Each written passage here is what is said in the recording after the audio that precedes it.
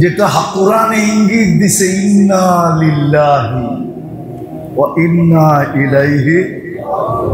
আমরা তো ভাবতেছি এটা শুধু মৃত্যুর খবর শুনলেই পড়তে হয়, ঠিক না?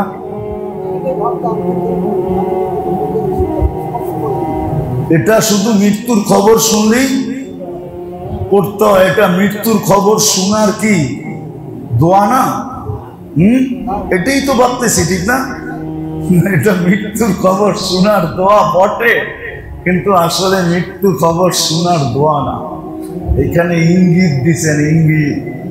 যখনই অবস্থা দেখো তখনই আমাদের দিকে দৌড়াও আর আয়েশা বলো, আমি তো বাসায় আপনার করে ইচ্ছা করলে বোঝানো যায়। প্রবাদ বাক্য আছে, আমার মনে আছে আমার জীবনে একবার আমি এরকম পড়ছিলাম, কড়াকড়ি খুব চলতেছিল বাহির দেশে। গাড়ি থামাইছে তো একজন বসা ছিল চেয়ারে, বাকি সব চেকিং করতেছিল। ওই অফিসার ডাইকা বলতেছে ওই দেশের বাসায়, ওদের বাসায়, যেটা আমাদেরই লোক যেতে দেয়, আমাদেরই লোক যেতে দেয়। তোর বাসার আমি বসতাম, তোর বাসা আমি বুঝছি, ও জোরে বলতেছিল আমাদের মানুষ যেতে দেয়। তো গাড়ি ছেড়ে দিয়েছে, আমি চলে গেছি। ইন্না লিল্লাহি দিয়ে এটাই বুঝাইছিল যে মুসলমানের কোন অবস্থা যখন আসবে তো মুসলমান ছুটে আইসা বলবে আমরা আপনার মানুষ।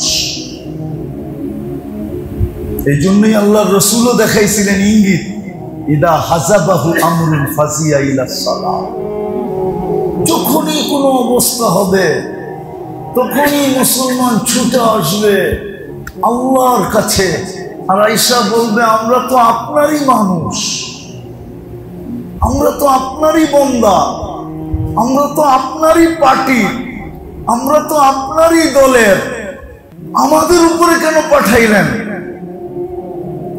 আল্লাহ বলবে আচ্ছা আমার দলের। একদিক দিয়ে অবস্থা আসবে, আরেক দিক দিয়ে মুসলমান বলবে, আরেক দিক দিয়ে দূর হবে। কিন্তু বলেন আজকে কতটুকু শিখছি যে অবস্থা দেখলে কি করতে হয়। বরং কি বলে, মসজিদে অনেক গরম, মসজিদে অনেক অনেক। পরে জিগান্ত ইসলামপুরে মার্কেটে গরম নাকি? ইসলামপুর মনে আমরা চিনি না। মার্কেটে গরম? হ্যাঁ, কি এর চেয়ে গরম বেশি না কম? হ্যাঁ, ইসলামপুরে তো 8 ঘন্টা বয়া থেকে কয় না অনেক গরম। ও তো মসজিদে 10 মিনিট বৈশা কি বলে, কি অনেক। কিন্তু ইসলামপুরে তো যায় কয় না অনেক গরম, মিটফুটে যায় তো কয় না গরম।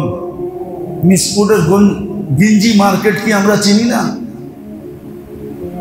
না আমরা পুরান ঢাকা চিনি না? আপনারা চিনেন, আমরা কি চিনি না? তো জীবনই কাটলো পুরান টাউনে। ঢাকায় বাসায় ওয়াজ করি না দেখা, নাহলে তো আব্দুল গাফফার সাহেবের মতো করতে পারি। ঢাকায় বাসা কি পারি না?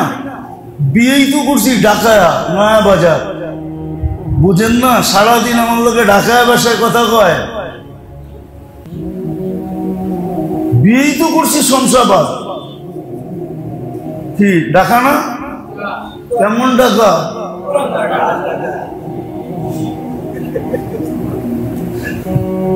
রাগ হয় না, বুঝানোর জন্য বলতেছে। মসজিদে বসেই কি বলে, এই গরমের বাহানা দিয়া জুমা পর্যন্ত পড়তে আসে না। 5 ওয়াক্ত তো আসে না, আসে নাই, জুমা পর্যন্ত পড়তে আসে। রাগ হয়ে গেলেন নাই? এই মহল্লায় লোক, হ্যাঁ রাগ হয় না। আবার আপনি কবরে এসি কই পাবেন? আমি মাঝে মাঝে আরেকটা বলি, কিন্তু অনেকে রাগ হয়ে যাবে। যার উপরে শরীয়ত মোতাবেক চেয়ারে বয়ে নামাজ পড়তে পারে তার ব্যাপারে আমার এই কথা না। অনেকজনের ডাক্তারের কথা শুনে চেয়ারে বসে নামাজ পড়ে, সারা দিন সব কাম করে, 5 তলা ডেলি 50 বার বায়, নামে আর উঠে, সবকিছু কাম করে, শুধু নামাজে আয়া চেয়ারের মধ্যে বয়ে। এখন আপনি বলেন কিয়ামতের দিন চেয়ার কই পাবেন? ওই দিনও তো সেজদা করতে বলবে। হুজুরকে জিজ্ঞেস করেন ওই দিন সেজদা করতে বলবে না বলবে না? কোরআনের আয়াত জানি কেমন, আল্লাহ সেজদা করতে বলবে। 29 পাড়ায় মনে আছে না জানি 28 পাড়ায় আল্লাহ বলবে সেজদা করতে। ওই দিন সেজদা করতে চেয়ার পাইবেন কই কোন আমারে? অথচ আমার 30 বছরের কোমরের ব্যথা, আমি পড়ে গেছিলাম একবার 3 তলার থেকে সিঁড়ি দিয়া। ওই দিন থেকে ডাক্তার বলছে চেয়ারে বয়ে নামাজ পড়েন।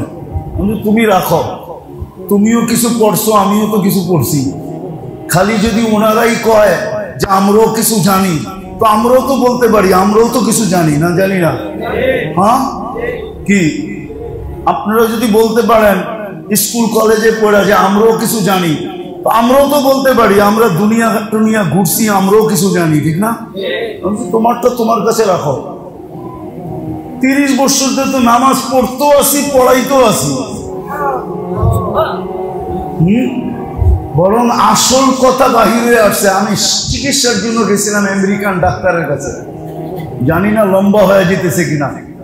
তো আমেরিকান ডাক্তার আমাকে, ওর ডাক্তারের নাম ছিল জন, তো আমাকে বলতেছে তোর তো এই রোগ হওয়ার কথা না। আমি কেন? তুই তো নামাজ পড়িস,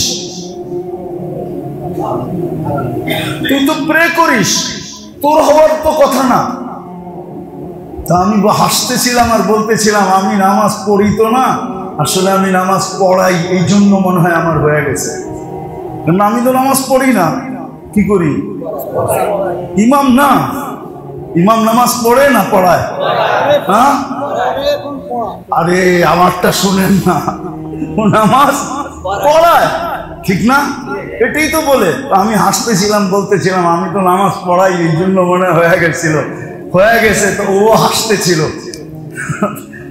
আসলে তো নামাজ রুকু সিজদা করে পড়লে কোমরে ব্যথা হয় না, কয়েকদিন হয়, কিন্তু যখন দেখে করতে থাকে তখন এক্সারসাইজ হইতে থাকে, একদিন সেট হয়ে যায়, ঠিক হয়ে যায়। আপনি আমার চেয়ে বেশি কোমরে ব্যথা না। আমি তো 3 তলাতে পড়ছি, বুঝছি সরে গেছে। যদি কারো আগেই বলছি, শরীয়তে যার বৈধতা আছে তাকে নিয়ে বলতেছি না আমি, কিন্তু অনেকজনে আছে ডাক্তারের কথা শুনেই চেয়ারে বসে নামাজ পড়া শুরু করে, ওকে বলতেছি। তো আজকে অভিযোগ দেয় যে মসজিদে গরম, তুমি কবরে কোত্থেকে পাবে এসে? যেটা বুঝাইতেছিলাম আমি শেষ জায়গায় চলে আসছি। মুসলমান হিসাবে আমাদের শিখা উচিত যে আমার করণীয় কি, জলদি শিখে।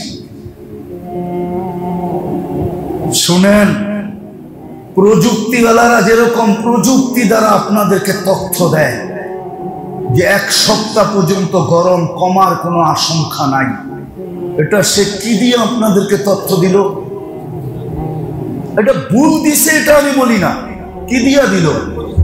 প্রযুক্তির মাধ্যমে সে জানছে 1 সপ্তাহ পর্যন্ত গরম কমার কোনো, এটাকে আমি মানি, আমি অস্বীকার করি না, বিরোধিতা করি না, মানি।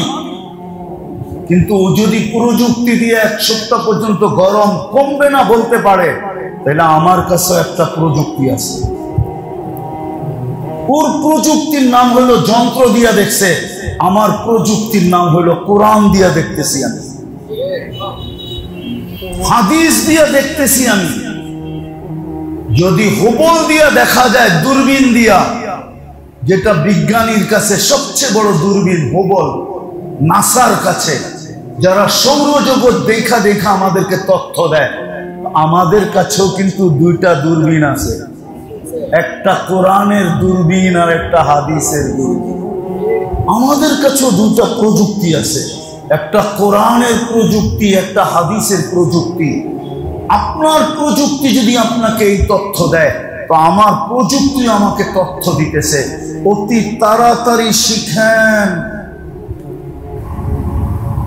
দুবাই কোনোদিন ভাবে নাই, জন্মলগ্ন থেকে নিয়া দুবাই শুধু শুনছে আর ডোনেট করছে যে অমুক দেশে বন্যা আসছে, অমুক দেশে বন্যা আসছে, আর ডোনেট করছে। দুবাই কোনোদিন ভাবে নাই যে আমাদের এখানে বন্যা হবে। এখনো বন্যার পানিতে দুবাই পানির নিচে। ওমান পাবে না কোনোদিন বন্যা হবে। সৌদি আরবের মানুষ ফ্রিজের বরফ দেখছে, কিন্তু আকাশ থেকে পরন্ত বরফ কোনোদিন দেখে নাই। রমজানের ভিতরে 3 দিনে 1 সপ্তাহ অর্ধেক সৌদি আরবের মরুভূমি বরফের নিচে ঢেকে গেছে।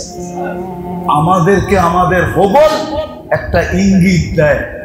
কোরআনের দূরবীন আমাদেরকে বলে, হাদিসের দূরবীন আমাদেরকে বলে, কোরআনের প্রযুক্তি আমাদেরকে বলে, হাদিসের প্রযুক্তি বলে দুনিয়া শেষের দিকে চলে আসছে। এই জন্যই তোমরা যা না ভাববা ওটা আমরা হওয়া দেখায়া দিব, আমরা ইঙ্গিত দিব, আওয়াজ তো দিব না, কিন্তু ইঙ্গিত দিব যে আমরা গুটাইতে শুরু করছি, এন্ডে চলে আসছি, শেষ সীমান্তের কাছে চলে আসছি। দুনিয়া অতি তাড়াতাড়ি আমরা গুছায়া ফেলবো, অতি তাড়াতাড়ি আমরা গুটায়া দিব, কিয়ামত নিয়ে আসবো। ওই ইঙ্গিত দিতেছেন।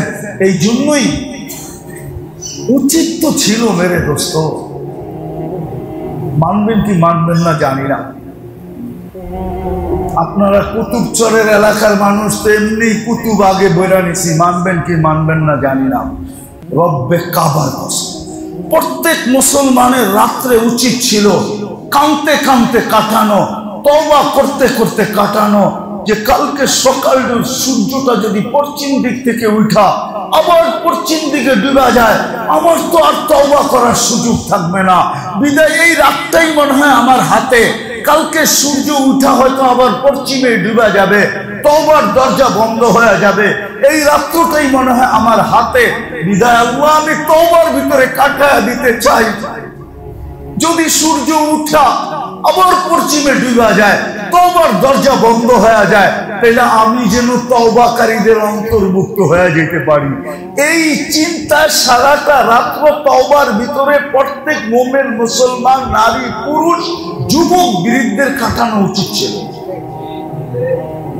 কিন্তু যেদিন সূর্য উঠবে পশ্চিম দিকে, আবার পশ্চিমে ডুবা যাবে, ওই দিন রাতের পরেই তো সূর্যটা উঠবে, না রাতের আগে উঠবে? রাতের পরেই তো উঠবে, ঠিক না? উঠেই তো দেখবে সূর্য পশ্চিম দিক থেকে উঠছে, আবার পশ্চিম দিকে ডুবে যেতেছে। তারপরে কি বলবে? হায় দরজা বন্ধ। আজকে তো মাছের মাথা পরিমাণ বাহির করলো কদর। কদর বোঝেন কি? মূল্যায়ন, মূল্য কত কত কত বলেন না, কত কত? আল্লাহ বলে এতটুক পানি জাহান্নামকে বুঝায়া দিল। তোর চক্ষু জাহান্নামের উপর, তুই জাহান্নামে যাওয়া হারাম হইলি, তোর জন্য জান্নাত অবধারিত। কিন্তু যেই দিন পশ্চিম দিক থেকে সূর্য উঠতে দেখবে আর ডুবতে দেখবে, ওই দিন যদি বুড়িগঙ্গা বওয়ায়া দেয়, লাভ সত্য তো। কিন্তু এই চিন্তা আজ পর্যন্ত কয় রাত্র কাটাইছেন? উচিত তো ছিল প্রত্যেক রাত্রকে মুমিন মুসলমান এটা মনে করা, মনে হয় আজকেই শেষ রাত্র, কালকে সকালে সূর্য উঠার সাথে সাথে তওবার দরজা বন্ধ হয়ে যাবে। বিদায় ল। ঘরের বড়দের দরকার ছিল ছোটদেরকে বলা, অভিভাবকের দরকার ছিল বাচ্চা কাচ্চাকে বলা, স্ত্রীর দরকার ছিল স্বামীকে বলা, স্বামীর দরকার ছিল স্ত্রীকে বলা, মা বাবার দরকার ছিল সন্তানকে বলা যে বেটা কালকে সূর্য জানি না পশ্চিম থেকে উঠবে না পূর্ব থেকে উঠবে, যদি পশ্চিম থেকে উঠে তো আমাদের তওবার দরজা বন্ধ হয়ে যাবে। চল আজকে রাত্রে আমরা যতটুক কাঁদতে পারি, যতটুক তওবা করতে পারি, এই কইরা প্রত্যেকটা রাত্র কাটানো উচিত ছিল। একজনও তো কাটাই নেন। বিদায় আমি শেষ জায়গায় চলে আসছি মেরে দোস্ত। তিনটা কথা বলবো, আসেন। এজ এ মুসলিম, আপনি মুসলমান হিসাবে কিছু শিক্ষণীয় আছে, শিখেন। সময় কিন্তু অল্প, সময় কিন্তু আমরা বড় সৌভাগ্যবান, কিন্তু আমরা বড় সৌভাগ্যবান। আপনি বলবেন কোন দিক দিয়া? আচ্ছা বলেন, 1400 বছর আগে মুসলমানদের ভিতরে সর্বপ্রথম যে ব্যক্তি কবরে গেছে সে এখনো তো কবরই আছে। কত বছর পার হইল? 1400 বছর কবরে পার হয়ে গেছে, ঠিক না? হ্যাঁ, আজকে যদি আমি কবরে যাই তো আমার জন্য তো 1400 বছর কম হবে, ঠিক না? কিয়ামতের দিন হিসাবে কম হবে না? তাহলে এটা আমি কম থাকলাম, ঠিক না? এটা কি বেনিফিট না, লাভ না? আমরা তো সৌভাগ্যবান।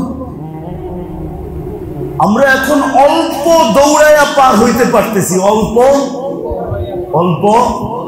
মনে বুঝবেন না, সাহাবায়ে কেরাম 100-তে 100 দৌড়ানোর পরে পার, আর আমাদেরকে বলতেছে যদি একটা করো তাইলেই পার। কাদের ভাগ্য বড়? একদিক দিয়ে আমাদের ভাগ্য বড়, আর আরেক দিক দিয়ে ওনাদের ভাগ্য বড়, ঠিক না? কেন? ওনারা সাহাবী, ওনারা সাহাবী, ঠিক না? ওনারা সাহাবী, ঠিক না? আর আমরা সাহাবী না। ওনারা একদিক দিয়ে আগে, ঠিক না? আবার আরেক দিক দিয়ে আমরা আগে, ঠিক না? বেনিফিট। এখন আমরা অল্প দৌড়াইলেই পারি। আসেন, আমাদের বেশি শিখতে হবে। আপনি মুসলমান হিসাবে করণীয় কি এটা শিখেন। মুসলমান হিসাবে অবস্থা, চাই শারীরিক আসো, চাই ব্যক্তিগত আসো, চাই সাংসারিক আসো, চাই পারিবারিক আসো, যে অবস্থায় আপনার উপরে আসে এটাকে হালাত বলে। হালাত যে অবস্থায় আসে, আপনার করণীয় কি শিখেন। আমি 3টা শিখাইয়া দিয়া যেতেছি, 3টা। বাকিটি হুজুরদের থেকে শিখান, বেশি লম্বা শিখতে হবে না। দিন বড় সহজ, আল্লাহ আমাদেরকে সহজে পাওয়ায় দিতে চান, নাইলে কোরআন বলতো না ওয়ালাকাদ ইয়াসসারনাল কোরআন হাল মিন মুত্তাকিন। এটা আমার ভাষায় তর্জমা করলে আল্লাহ বলতে চাইতেছেন কোরআন বড় সহজ। কে আসিস নিজি, কে আসিস, কে আসিস নি, বড় সহজ। এই দিন বড় সহজ। আমি 3টা শিখাইয়া দিয়ে যেতেছি। একটা হলো মেরে দোস্ত, সর্বহালতে, সর্বহালতে সত্য, সর্বহালতে অবস্থা আসার সাথে সাথে সর্বপ্রথম ভাবেন যে আমার মনে হয় ভুল হয়ে গেছে, আমার মনে হয় আমি মনে হয় গুনাহ করে ফেলেছি, আমি কালকেও সারাদিন যতটা বয়ান করছি, 3টা বয়ান করছি, আমি 3টা বয়ান এই কাহিনী বলছি, আপনাদেরকে শুনাইতেছি। আমার একজন পরিচিত আছে, ওরা আয়ারল্যান্ডে থাকে। ইংল্যান্ডের পাশে একটা দ্বীপ আছে আয়ারল্যান্ড, ওইখানে থাকে। ওরা আসছিল রোজার আগে বেড়াইতে, 10-12 বছরের 2টা ছেলে। আমি জিজ্ঞাসা করছিলাম তোরা বাংলাদেশকে লাইক করো না, থাকবে না? কয় না। কেন? কয় 2টা কারণে থাকবো না। জিজ্ঞাসা করলাম 2 কারণ কি? কয় এইখানের মানুষ ভুল কইরা সরি বলে না। ভুল কইরা কি বলে না? দুঃখিত বলে না। ভুল কইরা দুঃখিত বলে না। ভুল নিজে করে, তারপরও কি করে নিজে উল্টা জারি মারে। এটা হলো ঠিক, উল্টা কি মারে? ভুল করছে ও, তারপরও উল্টা জারি। আবার সবাই দেখবেন ওর পক্ষেই আছে, আপনার পক্ষে কেউ নেই। সবাই কি ওর পক্ষে, ওর পক্ষে, ওর পক্ষে, আমার পক্ষে কেউ নাই আপনার পক্ষে। আসার সময় একটা কাহিনী হয়েছে, কিন্তু আমি নাইমা মাইপা দেখছি যে ও যেটা বলছে এটা কোনো মতে কোনো একটা সরকারি লোককে দেখাইলো পিঞ্চি ট্যাপ দিয়া মাইপা বলবে এটা হইতে পারে না, এটা ইম্পসিবল। কেননা মাইপা দেখলে, কেননা প্রত্যেক জিনিসে একটা মাপ আছে, তো মাইপা দেখলে। কিন্তু উল্টা জারি নিছে, সে ক্ষতিগ্রস্ত হয়েছে, আমি মানি। আমি ওরে খুঁজবো যায়, আমার দিলেও খুব ব্যথা আছে যে না আমার এটা বলা ঠিক হয় না। আমি বড় লজ্জিত আজকে, বরং আমার উচিত ছিল, আমার কাছে ওষুধও ছিল, আমি ওষুধও লাগাই দিতে পারতাম সাথে সাথে। আবার উচিত ছিল, গরিব মানুষ, আল্লাহ তো আমাকে দিছে, ডবের থেকে কিছু বাড়ি করে ওর হাতে দিয়েও দেওয়া দরকার ছিল। আমি কিন্তু অনুতপ্ত এখন, আপনাদের সামনে বললাম মসজিদে বসে, আমার মনে চায় আমি ওরা খুঁজা বাইর করে দেই। আমি আল্লাহর কাছে বড় অনুতপ্ত। কিন্তু বাংলাদেশের মানুষের স্বভাব হইল ভুল করে সরি সরি বলেন। আরেকটা হইলো ও বলতেছিল, বাচ্চা দুটা বলতেছিল যে বাংলাদেশের সবাই দমকায়া কথা বলে। কি আমরা যাদের বাসায় আসছি, আমাদের আত্মীয় স্বজন সব আমাদেরকে ধমক দিয়া কথা বলে। কি আপনিও দেখবেন আপনার ছেলের সাথে কেমনি কথা বলেন, দমকায় না? যা বাজারতে নিয়ে আয়, যা দোকানতে নিয়ে আয়, নাম খাইতে বল। এগুলো সব দমকানের নিদর্শন। আমর, যেটাকে বলে আমর মানি হলো দমক। আমর মানি, আমর মানি, আমরের মধ্যে দুটা আছে, তাজিমও আছে, আবার কি আছে, দমকও আছে। হুকুম মানি ধমক। তো সবাই দমকায় কথা বলে, এই দেশে থাকবো। ওই কথাটা আমাকে খুব এফেক্ট করছে, যে আসলেই তো সত্য। আমরা তো ভুল করে সরি বলি না, আরো চাই আমারটাকে রাইট করতে। কি জানি উল্টা ফাফড় দেয়, ঠিক না? আমি চাই উল্টা ফাফড় দিতে, এটা ঠিক না। ঠিক অবস্থার প্রেক্ষিতে মুসলমানের করা উচিত সর্বপ্রথম যেটা, আল্লাহর কাছে নিজের গুনাহ স্বীকার করা উচিত। আল্লাহ ভুল হয়ে গেছে, আজকের থেকে অভ্যাস করেন। যদি একটা কাটাও লাগে তো প্রথমে ভাবেন গুনাহ হয়তো হয়ে গেছে। আপনি বলবেন আপনার কাছে কোনো কথায় প্রমাণ আছে, তাহলে আমি হাদিস দিয়ে দেই। এক সাহাবী দেওয়ালে বাড়ি খেয়ে আল্লাহ রসুলকে জিজ্ঞাসা করছে, ইয়া রাসূলুল্লাহ, দেওয়ালে বাড়ি খেলাম কেন? আল্লাহ রসুল বলছে, এর আগে কি করছিলি?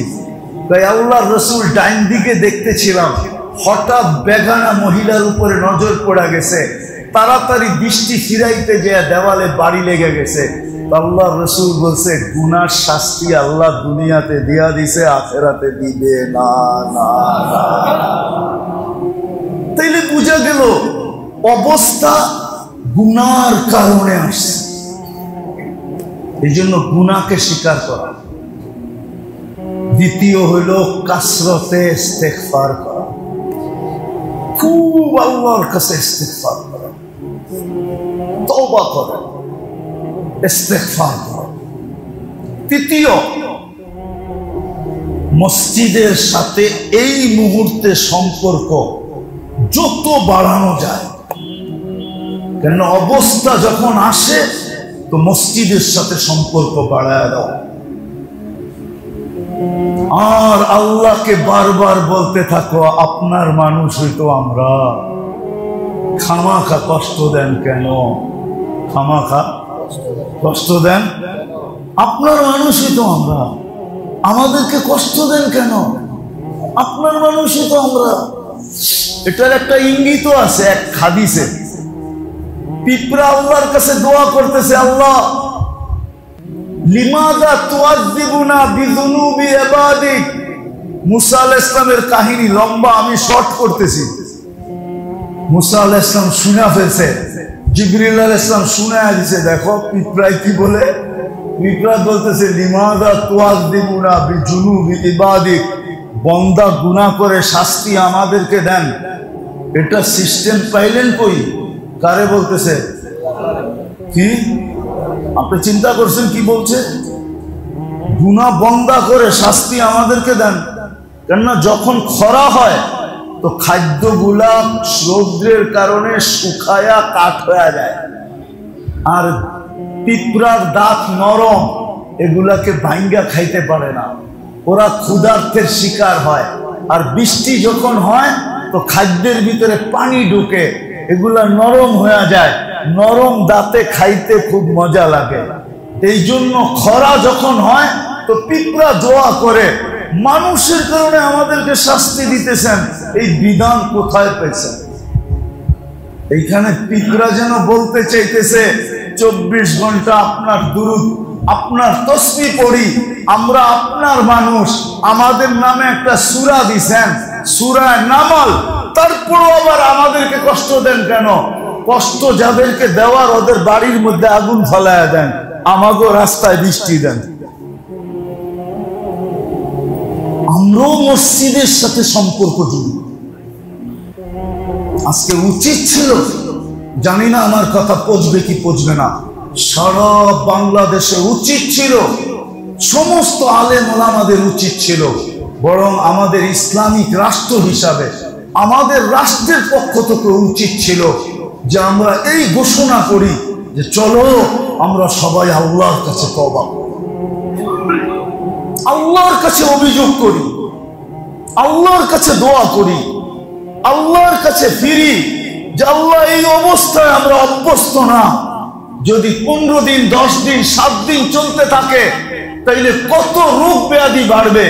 এখন হাসপাতালে জায়গা নাই, আর যদি বাড়ে তাইলে ওরা জায়গা দিবে তো দিবে কোথায়? এখনই তো জায়গা নেই,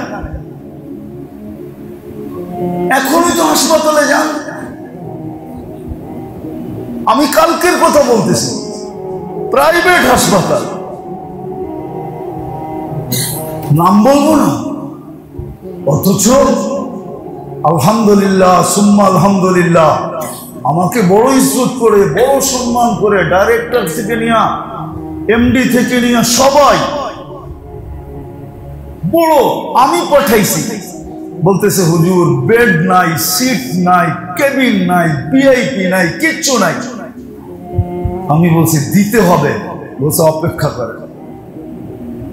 যাক দিছে, ভিআইপি কেবিন পড়ে কোনো মতে হয়তো দিছে, দেখা যাবে ওটা কেবিনও ছিল না, এটা স্টাফ রুম ছিল, কেবিন বেড ডাইলা দিয়া দিছে, মুফতি সাহেব পাঠাইছে, না দিয়া কই, না দিলে কেমন দেখা যায়, বেড ডাইলা দিয়া বানায়া দিয়া দিছে, বলছে এখানেই দিলাম কেবিন। কিন্তু এরকম তো সবার জন্য কি, সবার জন্য আমাদের উচিত এখন মসজিদে এই 3টা কাজ করা: গুনাহকে স্বীকার করা, আল্লাহর কাছে ইস্তেগফার করা, আর মসজিদের সাথে সম্পর্ক জোড়া। বেশির থেকে বেশি মসজিদে আসা আর আল্লাহর কাছে বারবার বলা ইন্না লিল্লাহি ইন্না লিল্লাহি। আমরা কিন্তু আপনার, আমরা কিন্তু আপনার, আমরা কিন্তু আপনার, আমরা কিন্তু আপনার, আমরা কিন্তু আপনার। ফার্সিতে একটা কবিতা আছে, আমি ভুলে গেছি, নাহলে শোনায় দিতাম আপনারে। আল্লাহ এটাই বলে যে কাটো তো তারপরও তোমার, মারো তো তারপরও তোমার, বাঁচাও তো তারপরও তোমার, যেমন খুশি তেমন করো, আমি কিন্তু তোমারই, আমি কিন্তু তোমারই। আমাদেরও বলা উচিত, তাইলে দেখা যাবে ইনশাআল্লাহ আল্লাহর জন্য দূর না, কঠিন না, এই পরিস্থিতি থেকে আমাদেরকে নিষ্কৃতি দেওয়া। ইনশাআল্লাহ তিনটা জিনিস করবেন তো? সদা সর্বদা অভ্যাস বানান, একটা টোকা খাইলেও বলেন আমার জানি কি গুনাহ হয়ে গেছে, সাথে সাথে ইস্তেগফার করেন, আল্লাহর দিকে দৌড়ান, মসজিদের সাথে সম্পর্ক জোড়েন। আজকে মসজিদ এসি হয়েছে বটে, উন্নত হয়েছে বটে, চাকচিক্যময় হয়েছে বটে, কিন্তু জুমার দিন ভরে আর ভরে না। নিচতলা তো কিছু সেজদা পায়, দোতলা কি বদদোয়া করে এটা জানি না, তিনতলা কি বদদোয়া করে এটা জানি না, চতুর্থ তালা কি বদদোয়া করে জানি না, পঞ্চম তালা কি বদদোয়া করে জানি না। ও তো সপ্তাহে একবার ওর ফ্লোরে সেজদা পায়, ঠিক না? ও তো সারা মাস সারা সপ্তাহ সেজদা পায় না, সেজদা তো শুধু নিচের ফ্লোর পায়, 4 ফ্লোর তো সেজদা পায় না। ও আল্লাহকে কি বলে জানি না। ও তো অভিযোগও করতে পারে যে আল্লাহ আমি সপ্তাহে একবার সেজদা পাই, আমি এদেরকে দেখবো তো দেখবো কি করে? আপনি একটু দেখেন। এই জন্য মসজিদের সাথে সম্পর্ক জুড়ি। আল্লাহ আমাদেরকে আমল করার তৌফিক দান করেন। খুব গুনাহকে স্বীকার করি, খুব ইস্তেগফার করি, ঘরের ভিতরে মা বোনদেরকে বলি, আর মসজিদের সাথে চায়নামাজের সাথে নামাজের সাথে সম্পর্ককে বাড়ায়া দিই। আল্লাহর দিকে ফিরেন, আল্লাহর জন্য কোনো ব্যাপার না। ঘুমেরতে উঠা দেখবেন ওয়েদার ঠান্ডা ঠান্ডা হয়ে গেছে, আল্লাহ ঘুমের ভিতরে এমন ঠান্ডা করবে, হইতে পারে রাত্রে আবার স্ত্রীকে উঠায়া বলবেন যে ঠান্ডা লাগতেছে, বৃষ্টির কারণে পাতলা কম্বলটা খুলে রাখছো, একটু দেও না গায়ের উপরে দেই, পাতলা কাঁথাটা কই দেও না একটু গায়ের উপরে দেই, ঠিক না? পারে না? পারে না? হ্যাঁ, কিন্তু আমাদের ফিরতে হবে। আল্লাহ আমাদের যে 50 সেলসিয়াস গরম হবে, আজকে কিন্তু কোনো কোনো জায়গায় 50ও গেছে, যদিও মিটারে 50 ছিল না, কিন্তু অনুভূতিতে 50 ছিল। না হোক 45 তো ছিলই ছিল, কিন্তু বাংলাদেশ কোনোদিন ভাবে নাই যে 45। চরকুতুবের মসজিদ আলারা বুদ্ধিমানের কাজ করছে, এরা এখনো এসি লাগায় নাই, কেননা লাগাইলেও চেঞ্জ করতে হতো। বাংলাদেশের কোনো এসির ভিতরে 45-এর উপরে টেম্পারেচার নাই, সব 45 দিয়ে বানানো, কেননা বাংলাদেশে এত গরম ওঠে না, উঠতে 35 উঠে। তো ওরা টেম্পারেচার ফিট করছে চায়না আলারা 45 থেকে 50। এখন যেই গরম আর একটু যদি উঠে তো আমাকে বাড়ি ঘরের এসিও ফেল হয়ে যাবে, আর ঠান্ডা দিবে না। মিস্ত্রি আনলে কইব হাসবো, কইব গরম বেশি তো এই জন্য লোড নিতে পারে না, আপনি চেঞ্জ করেন, নতুন একটা লাগায় দেই, ওইটা সে 60 টেম্পারেচার থাকবে, বাহিরের ওয়েদারের সাথে আপনার অসুবিধা হবে না। তাহলে পুরানটা বেচবেন বাঙ্গারির দামে আর নতুনটা কিনবেন সোনার দামে, ঠিক না? ও শুধু প্রযুক্তি তালাশ করে, গরম বাড়ছে বাসায় এসি লাগা, আরো বাড়ছে অফিসও লাগা, আরো বাড়ছে গাড়িতেও লাগা, আরো বাড়ছে বাথরুমও লাগা, এখন কয় সেন্ট্রাল লাগা, যেখানে যাই হেনি যেন কি কি এসি, ঠান্ডা লাগে, কি লাগে? তো ও করতেছে কি? প্রযুক্তি তালাশ করতেছে, ঠিক না? কি কি তালাশ করতেছে? তো 2 ভাগ হইল। হ্যাঁ, আরেকটা ভাগও আছে, ও আল্লাহও ডাকে না, প্রযুক্তিও ব্যবহার করে না, ওই খালি এটাকে কি বলে, এটাকে কি বলে, ও খালি আরে কি বলতে থাকে, এটাকে কি বলে, হাই হুতাশ করতে থাকে, হাই হুতাশ, গরম গরম গরম, আর একটু পর পর আল্লাহর বিরুদ্ধে অভিযোগ করে, আল্লাহ বুঝি দেখে না চোখে, ঠিক না? আল্লাহ আমাকে গরিব করে বাঁচতে দিতে চায় না, মাইরা ফালাইতে চায়। আল্লাহ আমগো বিরুদ্ধে চলে গেছে। ধনীরা তো চাই, আল্লাহ আমগরে বাঁচতে দিতে চায় না। একটু অটো চালায় খামু এরম গরম দিতাছে, আমগরে মেরা লাইতে চায়। ও আল্লাহর বিরুদ্ধে সমানে সারাদিন বকতে থাকে। না বকে না?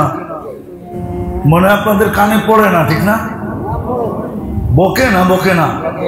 ও সারাদিন আল্লাহকে বকে।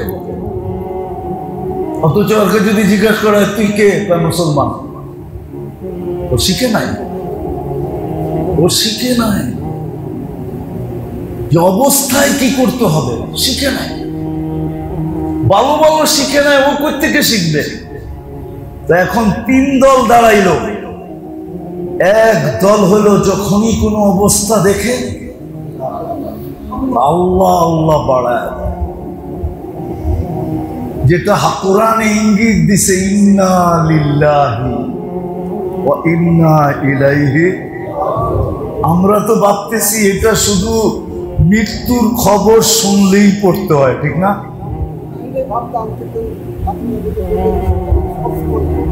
এটা শুধু মৃত্যুর খবর শুনলেই পড়তে হয়। এটা মৃত্যুর খবর শোনার কি দোয়া না? এটাই তো ভাবতেছি, ঠিক না? এটা মৃত্যুর খবর শোনার দোয়া বটে, কিন্তু আসলে মৃত্যুর খবর শোনার দোয়া না। এখানে ইঙ্গিত দিছেন, ইঙ্গিত। যখনই অবস্থা দেখো তখনই আমাদের দিকে দৌড়াও, আর আয়েশা বলো আমি তো আপনাবে নাই। তো চরকুতুব মসজিদ আলারা বুদ্ধিমানের কাজ করছে, এখনো এসি লাগায় না। এরা পরে লাগাইবো, যখন টেম্পারেচার আরো বাড়ায়া দিবে, 60-এ দিবে, তখন কিনবে আর কি।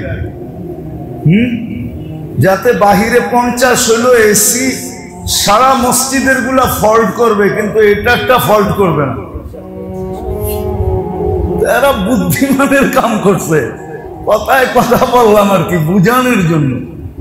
এই যে প্রকৃতি আমাদের বিরুদ্ধে চলে গেল, সারা বাংলাদেশে এক হাহাকার চলতেছে, গরম গরম গরম। প্রকৃতির উপরে মুসলমানদের আমলের প্রভাব পড়ে। 70% তো মসজিদে আসে না। গরম, আগুন দেওয়া দরকার ছিল। আগুন আগুন দিলেও অযৌক্তিক হইতো না, যুক্তি সম্পূর্ণ হইতো, যুক্তিসঙ্গত হইতো। যদি আগুন ফালাইতেন আকাশ থেকে, অযৌক্তিক হইতো না। আপনি বলবেন যে আমরা তো নামাজ পড়ছি, যেমন হুজুরে বলল, কেন হুজুরের পিছে ফিরা দেখছে কাতারই কাতার, তো ভাবছে 70%ই চলে আসছে, 90%ই চলে আসছে। আমার কি, আমি তো পড়ছি, আমার উপরে কেন আগুন? আল্লাহর রাসূল বলছে দুনিয়ায় থাকলে হবেই। দেখেন না, দেখেন না, অটোওয়ালারা লাগায়া দিয়ে কি কয়, রাস্তায় থাকলে লাগবেই। রাস্তায় থাকলে, রাস্তায় থাকলে গ্যারেজে ঢুকে রাখাইস যা, রাস্তায় চললে। এই দুনিয়াতে থাকলে নেককাররাও ভোগ করবে। আল্লাহ রাসূল বলছে ইদা কাসুরাল খাবাস, খারাপ লোকের সংখ্যা যখন বেড়া যাবে তো নেককারও ভুক্তভোগী হবে। আজকে যেরকম নামাজিরও ভুক্তভোগী, আমরাও ভুক্তভোগী, সবাই ভুক্তভোগী। তো যেটা আমি বুঝাইতেছিলাম যে আমাদের দুটা জিনিস শিখা দরকার ছিল। মুসলমান হিসাবে আমার করণীয় কি, এটা আমার শিখা দরকার ছিল। কেননা মানুষ সম্পর্কের কারণে অনেক কিছু শিখে, পদবীর কারণে অনেক কিছু শিখে। তো এজ এ মুসলিম, মুসলমান হিসাবে আমার কিছু শিক্ষণীয় ছিল, যে আমার জন্য কি শিক্ষণীয় এটা আমার শিখার দরকার ছিল। আরেকটা হলো এই দুনিয়াতে থাকবো বিদায়, যখনই কোনো অবস্থা আমার উপরে আসে, আমার ঘরে আসুক, আমার উপরে আসুক, আমার সমাজে আসুক, আমার দেশে আসুক, তো মুসলমান এটা পাওয়া উচিত ছিল, শিখা উচিত ছিল এই সমস্যায় আমি সমাধান কিভাবে করব? এই জন্য কিন্তু বিপদে অবস্থায় মানুষ দুই ভাগে বিভক্ত হয়। কয় ভাবে? ভালো মতে বুঝেন। কিন্তু অবস্থায় মানুষ কয় ভাবে? দুই ভাবে বিভক্ত হয়, দুই ভাগে বিভক্ত হয়। মুসলমান বিশেষ করে, অন্যরা না, শুধু মুসলমান দুই ভাগে বিভক্ত হয়। কিছু মুসলমান আছে যখন অবস্থা দেখে তো আল্লাহ আল্লাহ ডাকা বাড়ায়া দেয়। কি কি আল্লাহ আল্লাহ ডাকা পরে যদি জিজ্ঞাসা করে এত ডাকিস কেন? কার কারে ডাকমু? আর এই বিপদ আর কে দূর করতে পারবো? পারলে তো একজনই পারবো। তো ওনাকে ডাকমু না তো ডাকমু কাকে? কি ওনাকে ডাকে, ও আল্লাহ আল্লাহ বাড়ায়া দেয়, ঠিক না? এটা একদল। আর আরেক দল হলো আল্লাহ আল্লাহ বাড়ায় না, ও শুধু প্রযুক্তি তালাশ করে। গরম বাড়ছে, বাসায় এসি লাগা, আরো বাড়ছে, অফিসও লাগা, আরো বাড়ছে, গাড়িতেও লাগা, আরো বাড়ছে, বাথরুমও লাগা, এখন কয় সেন্ট্রাল লাগা। যেখানে যাই হেনি যেন কি কি এসি, ঠান্ডা লাগে, কি লাগে? তো ও করতেছে কি? প্রযুক্তি তালাশ করতেছে, ঠিক না? কি কি তালাশ করতেছে? তো দুই ভাগ হইল। হ্যাঁ, আরেকটা ভাগও আছে, ও আল্লাহও ডাকে না, প্রযুক্তিও ব্যবহার করে না, ওই খালি এটাকে কি বলে, এটাকে কি বলে, ও খালি, আরে কি বলতে থাকে, এটাকে কি বলে, হাই হুতাশ করতে থাকে, হাই হুতাশ, গরম গরম গরম। আর একটু পর পর আল্লাহর বিরুদ্ধে অভিযোগ করে, আল্লাহ বুঝি দেখে না চোখে, ঠিক না? আল্লাহ আমাকে গরিব করে বাঁচতে দিতে চায় না, মাইরা ফালাইতে চায়। আল্লাহও আমাকে বিরুদ্ধে চলে গেছে। ধনীরা তো চাই, আল্লাহও আমগরে বাঁচতে দিতে চায় না। একটু অটো চালায় খামু, এরম গরম দিতাছে, আমগরে মেরা লাইতে চায়। ও আল্লাহর বিরুদ্ধে সমানে সারাদিন বকতে থাকে না? বকে না? মনে আপনাদের কানে পড়ে না, ঠিক না? বকে না? বকে না? ও সারাদিন আল্লাহকে বকে।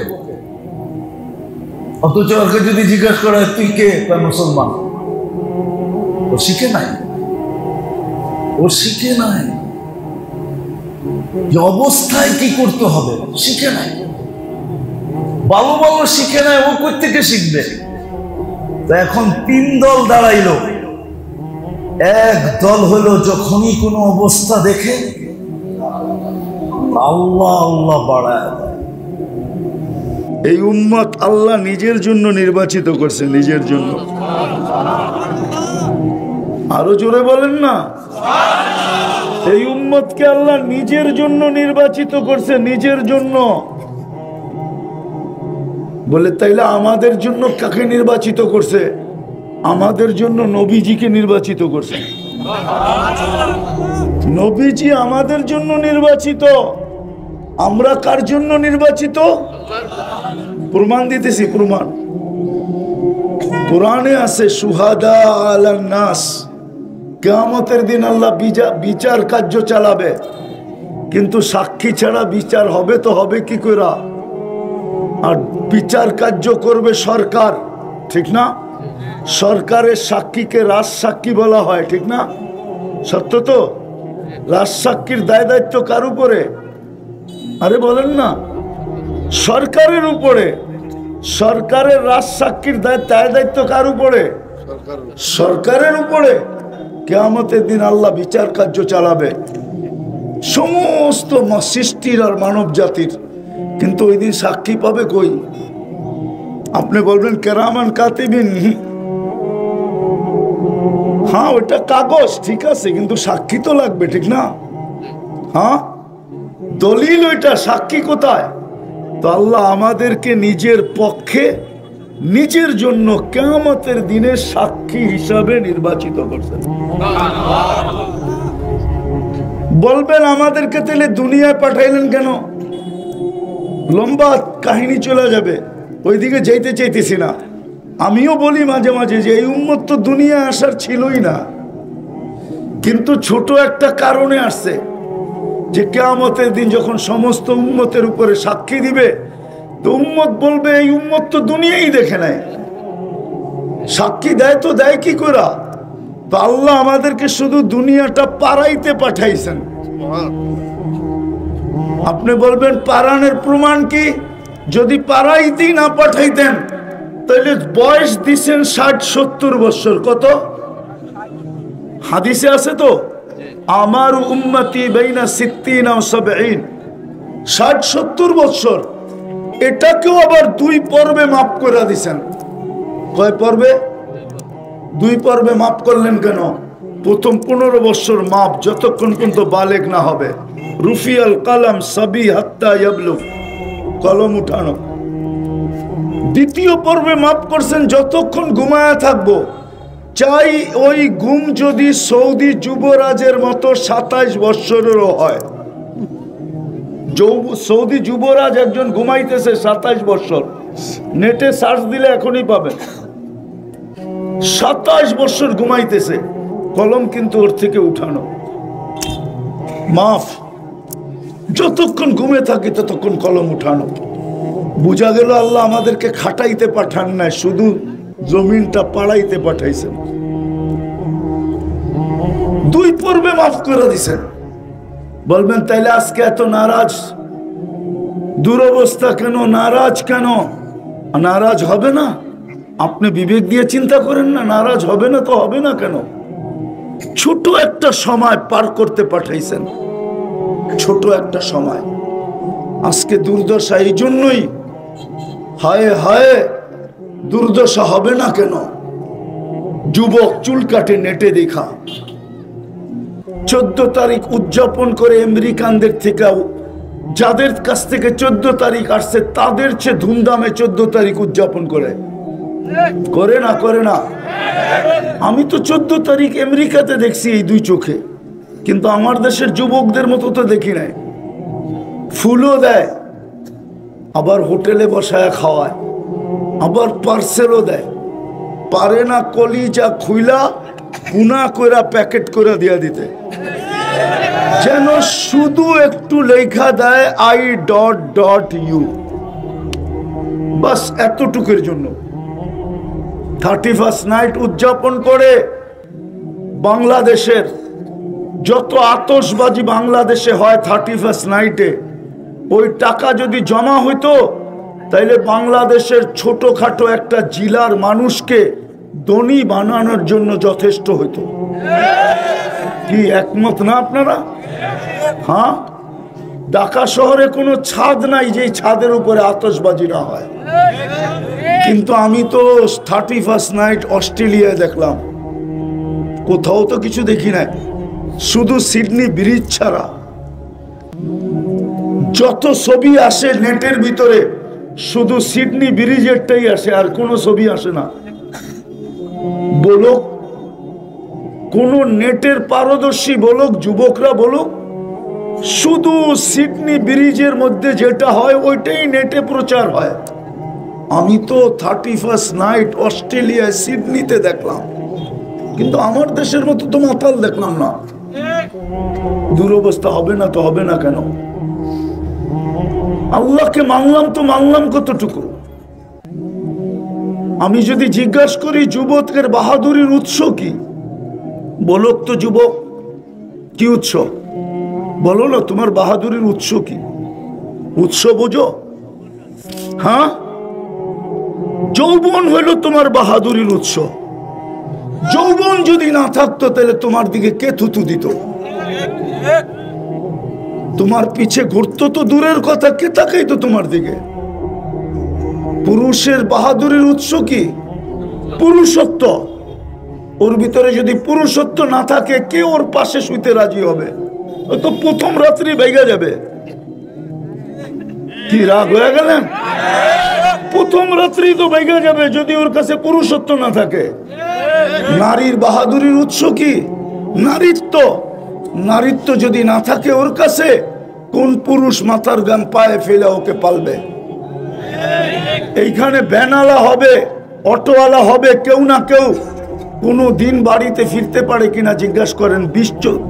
15-20টা গালি খাওয়া ব্যতীত বলো কোনো ভ্যানওয়ালা যে 2-4-10টা গালি খাওয়া ব্যতীত আমি কোনোদিন বাড়িতে ফিরতে পারি? এমনও তো দিন যায় যুবকদের হাতে থাপ্পড় খায় বাড়িতে ফিরে, ঠিক না? যুবকরা তো একটুতে একটু এলেই থাপ্পড়, এখন তো আরো বেশি লাগায় দেয়, ঠিক না? ঠিক না? কি রাগ হয়ে গেল? হ্যাঁ বলো, কোনো ভ্যানওয়ালাকে জিজ্ঞেস করো পরের দিন ওর হাতে ভ্যান ওঠে কেন? যদি নারীর ভিতরে নারীত্ব না থাকতো পরের দিন ওই ব্যক্তির হাতে এক পেটের জন্য ভ্যান উঠতো না। ওর হাতে তো ভ্যান ওঠে শুধু স্ত্রী আর সন্তানের জন্য। নারীর ভিতরে যদি নারীত্ব না থাকে, কে থাপ্পড় খায়া আবার পরের দিন ভ্যান লইয়া বাহির হতো? যদি নারীত্ব না থাকতো, টাকা আলার বাহাদুরি টাকা, পয়সা আলার বাহাদুরি পয়সা, জমিন আলার বাহাদুরি জমিন, আধিপত্য আলার বাহাদুরি আধিপত্য, ক্ষমতাওয়ালার বাহাদুরি ক্ষমতা, শিক্ষিতর বাহাদুরি শিক্ষা। শিক্ষা কে দিল? শুধু শুধু তো আল্লাহ বলে না, কোন এক ক্ষেত্রে আল্লাহ ঈসা বলে প্রত্যেক মুসলমানের কানে ধ্বনি দেয়, আমা কুনতা মা আম্মাহিনা, তুই কি নিকৃষ্ট পানির ফোঁটা ছিলি না? ফামান জাআলাকা দামা, বল না তোকে রক্ত কে বানাইলো? ওমান জাআলাকা মুদগা, তোকে রক্তপিণ্ড থেকে রূপান্তরিত করলো। ওমান জাআলাকা ইযামা, তোর কঙ্কালটা কে তৈরি করলো? ওমান কাসা আলাইহি লাহমা, বল না এটার উপরে সুন্দর নিখুঁত ভাবে চামড়া আর গোশতের আবরণ কে জড়াইলো? আমা কুনতা সগীরা, মনে কি পড়ে না তুই কতটুকু ছোট ছিলি? ফামান কাব্বারা, বল না তোকে বড় কে করলো? আমা কুনতা দাঈফা, তুই মার পেটের থেকে কি দুর্বল আসিস নাই? বল না তোকে শক্তিশালী সুঠামত্ব কে দিল? আমা কুনতা জাহিলা, তুই মার পেটের থেকে কি অজ্ঞ আসিস নাই? বল না ফামান আল্লামাক, তোকে শিক্ষা কে দিল? তারপরেই তো আল্লাহ বলে, আমা তাই তো কাইনানে তানজুরু বিহা, দুটো চক্ষু কি আমি দেই নাই যেটা দিয়ে তুই দেখিস?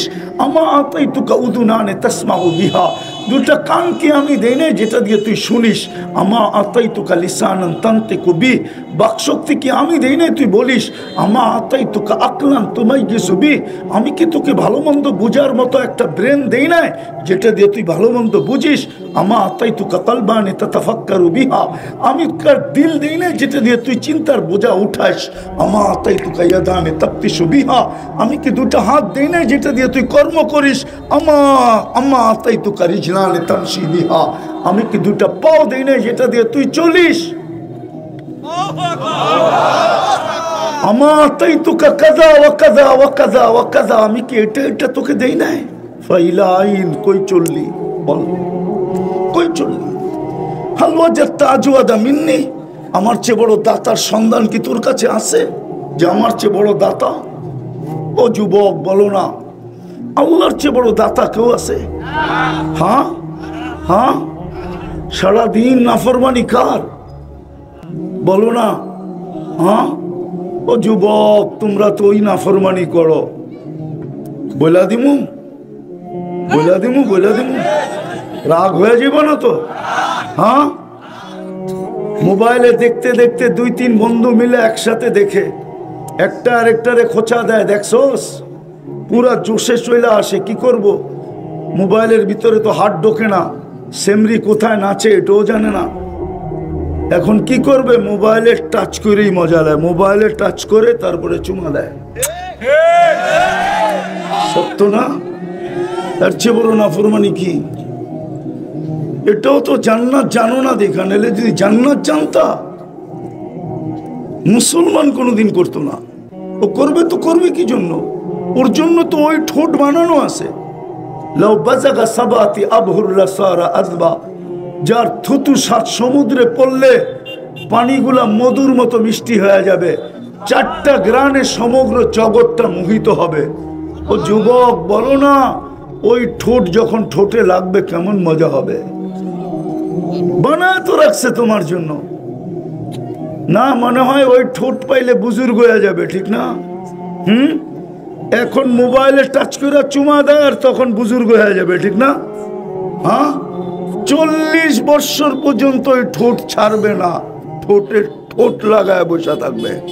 40 বছর পরে গালে চিমটি দিবে ওই সেমরি হুর, চিমটি দিয়া বলবে খালি ঠোঁটেই দেখবি আর কাহিনী নাই। ওই কাহিনী আল্লাহ বানায় রাখছে, হাঁটু পর্যন্ত মুস্ক দিয়া, কোমর পর্যন্ত আম্বার দিয়া, কাঁধ পর্যন্ত জাফরান দিয়া, চেহারা বানাইছেন হোয়াইট কাফুর দিয়া। 120 ফিট লম্বা হবে, চুলটিও 120 ফিট লম্বা হবে। আল্লাহর রসুল পায়ের রূপ বলছে, লাউ কাশাফা সাকাইহা লাগাবা দাউ শামস, 2টা পাও খোলা দিলে সূর্য চিরদিনের জন্য আলো হারায় ফেলবে। বলো যুবক, পুরা শরীরে কেমন রূপ হবে? আজকে হাসি দিলে লাউ জাহিকা আলা দুনিয়া লা তানাওয়ারাতিদ দুনিয়া কুল্লা। পারি আমি, সময় নাই আমার কাছে, নাইলে যুবক তোরে পারি আমি রাত্রে যে খালি বালিশ কামড়াবি। আছে আমার কাছে, আমি পারি, আল্লাহ দিছে, আল্লাহর দান, এই জন্য বলতেছি পারি, আমি পারি। এমন বলা বলমু রাত্রে যে খালি বালিশ কামড়াইব আর খালি চিন্তা করব কখন মরমু আর জান্নাতে যাবো।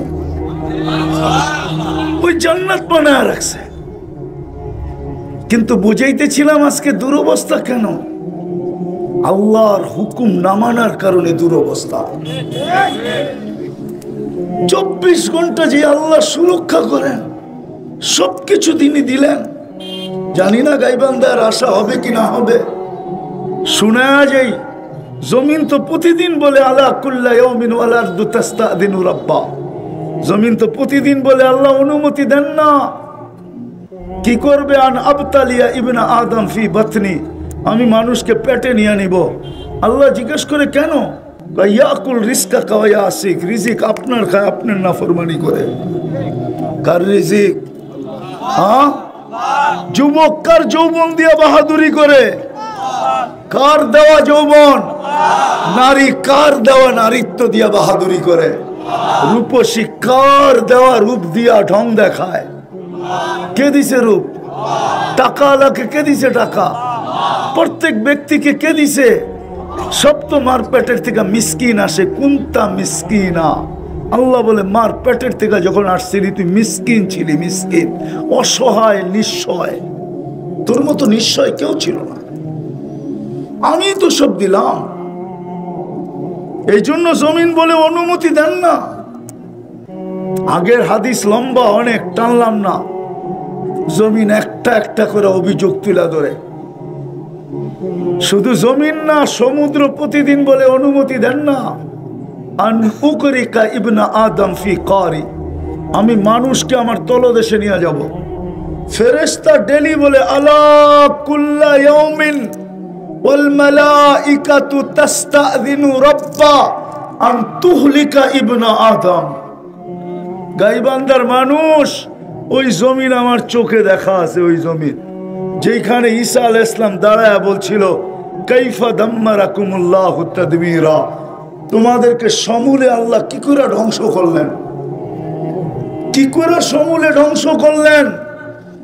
তো ভিতর থেকে জবাব আসছে বিতনা বিল আফিয়া, ফুর্তি করতে করতে নিশ্চিন্তে ঘুমায় গেছিলাম। আসবাহনা ফিল হাবিয়া, সকালে উঠা দেখি হাবিয়া দোজখের ভিতরে। জিজ্ঞাসা করছে ওমা হাবিয়া, কালা সিজ্জিন, বলছে সিজ্জিন আবার কি জিনিস? কালা কুল্লু জামরাতিন মিনহা কাআদবা, কুল্লু জামরাতিন মিনহা কাআদবাকি দুনিয়া কুল্লিহা, এক একটা আগুনের কয়লা দুনিয়ার সমান বড়। আর ওয়াহুনা ফি, আমাদের রূহগুলার নিচে চাপা পড়া আছে। বলছে তুই কথা বলিস কি কইরা? আর কেউ বলে না কেন? বলে আলা আফওয়াহিহিম লিজাম মিনান নার, প্রত্যেকের মুখে আগুনের লেগাম লাগানো আছে। জমিন প্রতিদিন বলে, ফেরেশতা প্রতিদিন বলে, কিন্তু আল্লাহ জবাব কি দেয় জানেন? চলেন আল্লাহর জবাবটা শুনি। আল্লাহ বলে, ইনকানা আবদুকুম ফাশানুকুম বি, বান্দা যদি তোমাদের হয় তাহলে যার যা মনে চায় করতে পারো। ইনকানা আবদি, যদি বান্দা আমার হয় তাহলে খবরদার চোখ উঠায় কেউ দেখবে না। ইন আতানি লাইলান কাবিলতু, রাত্রে যদি ফিরে আসে তো বুকে জড়ায় নিব, যদি দিনে ফিরে আসে তো বুকে জড়ায় নিব। আমান আদমু মিন্নি জুহদাম ওয়া কারামা, আমার চেয়ে বড় দাতা কেউ নাই। এটার উপর একটা হাদিস মনে উঠলো। আদম আলাইহিস সালাম বলতেছিল, হায় উম্মতে মুহাম্মদীর সাথে আল্লাহ কেমন ভালোবাসা লাগাইলেন। পীরিত শব্দটা আল্লাহর জন্য বলা যায় না, এই জন্য বলি না আর কি, নাইলে মন চায় এটাই বলে দিই যে উম্মতে মুহাম্মদীর সাথে কেমন পীরিত, কেমন ভালোবাসা, কেমন মোহাব্বত, কেমন স্নেহ, কেমন মায়া, কেমন মমতা। আমি একটা ভুল করতে দেরি, জান্নাত থেকে বাইর করে দিতে দেরি করে নাই। আর উম্মতে মুহাম্মদী সারা দিন গুনাহ করবে, রাত্রে নিজে বাড়ির ছাদে যাবে আর উম্মতে মুহাম্মদীকে ডাইকা ডাইকা গুনাহ মাফ করবে আর জান্নাত হাতে উঠায়া দিয়ে দেবে। দেয় না, দেয় না। হাদিস দিব, রাতের 3 ভাগের 1 ভাগ অতিবাহিত হইতে চলছে, পড়ায় হয়েই গেছে। আজকে 5টা 7 ফজর শুরু, সূর্য ডুবছে 5টা 9, এখন 9টা 7, 5 বাজতেছে, 4 ঘন্টার মতো অতিবাহিত হয়ে গেছে। 3 ভাগের 1 ভাগ পড়ায় অতিবাহিত হয়ে গেছে বা হওয়ার পথে। দুনিয়ার ছাদে চলে আসবে, দুনিয়ার ছাদ প্রথম আকাশ আয়া ডাকবে, উম্মতে মুহাম্মদিয়ায় হাল মিন মুস্তাগফির। বুখারীতে আছে, হাল মিন মুস্তাগফির ফাগফির আলা। বলে কেমন মোহাব্বত। তা আল্লাহ বলে, যার সাথে এরকম মোহাব্বত ও আমার হুকুমের খেলাফ চলে তো চলে কি করে, চলে তো চলে কি করে। যুবক এইভাবে চুল কাটে তো কাটে কি করে। গাইবান্দার এক মা বোন আমাকে চিঠি দিয়া বলো, আমি মাইনা নিব। একজন কোন হুজুরের স্ত্রী বলুক, মেনে নিব যে বাসর রাতের শ্বাসটা ফাতেমার মতো ছিল। চ্যালেঞ্জ। আমার ভোটটাও তো ছিল না, অথচ বাসর রাতের সাজ কোথায় যায়? নেটে দেখা সাজে, নাইলে প্রতিবেশী যেরকম সাজায় ওরকম সাজে, নাইলে বান্ধবীরা যেরকম সাজায় ওরকম সাজে।